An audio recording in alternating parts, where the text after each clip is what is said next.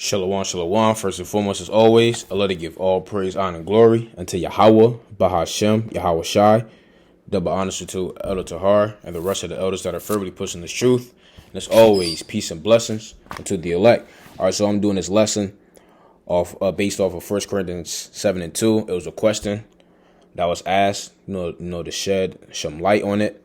And it reads, nevertheless, to avoid fornication, let every man have his own wife, and let every woman have her own husband. All right, so this is basically dealing with adultery that was going on in the church of Corinth, because we got to remember that these epistles are letters that Paul was writing to individuals in the body, in the church, right? And it was a lot going on in the church of Corinth. It was adultery going on, homosexuality going on. It was a lot of stuff going on, and we're going to prove that by going to the previous chapter, which I have said this all the time.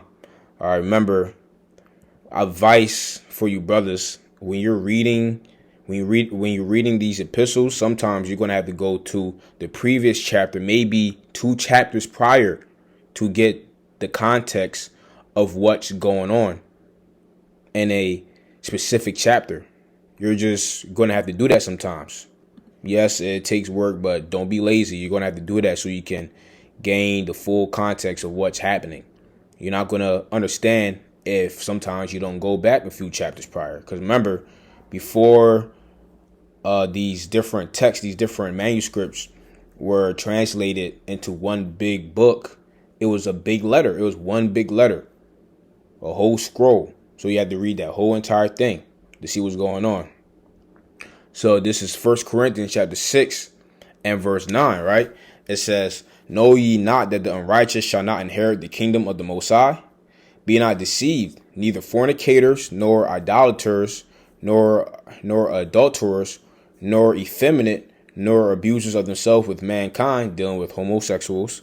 Verse 10, nor thieves, nor covetous, nor drunkards, nor revilers, nor extortioners shall enter the kingdom of the Most High. As such some of you, and such were some of you, but ye are washed, but ye are sanctified, but ye are justified in the name of Adawan, Yahweh Shai, and by the spirit of our power. See, that's what Paul is like, yeah, man, which some of you were. Some of you were doing these things before being washed by the blood of Yahweh Shai. Jumping down to verse 18 now, it says, flee fornication. See that? Flee fornication.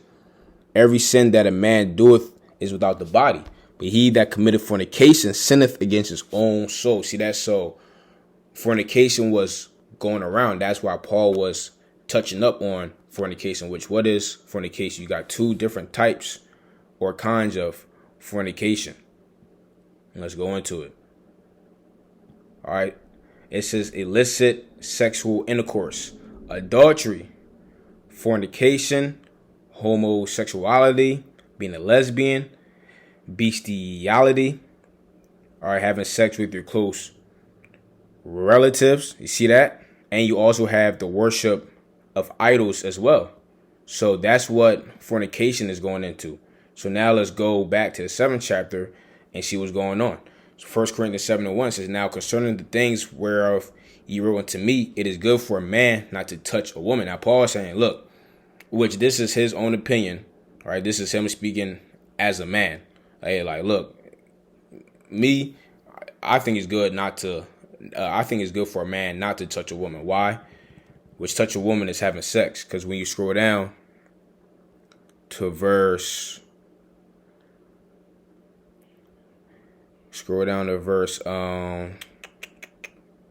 here we go, verse 33. Verse 32, it says, but I would have you without carefulness. He that is unmarried care for the things that belong to Hadawan, how he may please Hadawan. So you're just focused on serving the Most High. That's it. That's why Paul said that. Verse 33, but he that is married careth for the things that are of the world, how he may please his wife. Yeah, because you got to take her out, you got to do certain things to appease her, to please her, right? But versus when you're not married, you're all in. You're all in this faith. You have no distractions whatsoever. So that's why he said that. So now verse 2, it says, nevertheless, to avoid fornication, to avoid what I just listed, what the blue letter just listed, adultery, being a damn lesbian, homosexual, having sex with your close relatives. Let every man have his own wife. Yeah, you have your own wife. Don't be don't be having sex with this person's wife and that person's wife, this person's wife. No, have your own wife. And let every woman have her own husband. Yeah. Now the woman don't be going around committing adultery. Or you have this husband, you have that husband, you messing with this guy, you messing with that guy. That's what this verse is going into. Because like I said, fornication, let's go into it again. What is fornication? Illicit sexual intercourse, which is what? Unlawful sexual acts. And that is adultery. Right? Adultery, fornication, homosexuality, being a lesbian, intercourse with animals, intercourse with close relatives, or it could be metaphorical of idolatry, right? So now let's get what is adultery according to the scriptures. This is the book of Leviticus, chapter 20, and verse 10.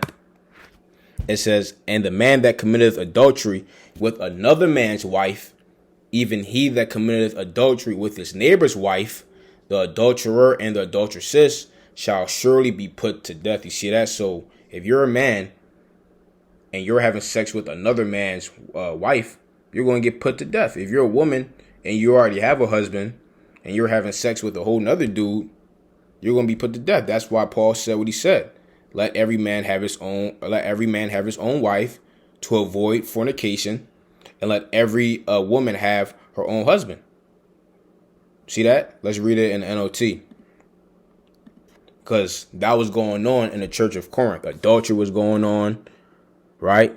Why? Because they were practicing wicked acts. So it says here, but because there was so much sexual immorality, each man should have his own wife, and each woman should have her own husband. So listen, to avoid all this, look, y'all just get married. Get married so you don't got to worry about committing adultery. See what I'm saying? The husband should fulfill his wife's sexual needs, and the wife should fulfill her husband's needs. You see that? So that you don't go around and banging the next dude's wife. See that? Or so that you don't go around banging the next dude while you have a husband at home. All right, so that's what was going on. So Yahweh Tazah, you few brothers and sisters were edified. Till next time, Shalom.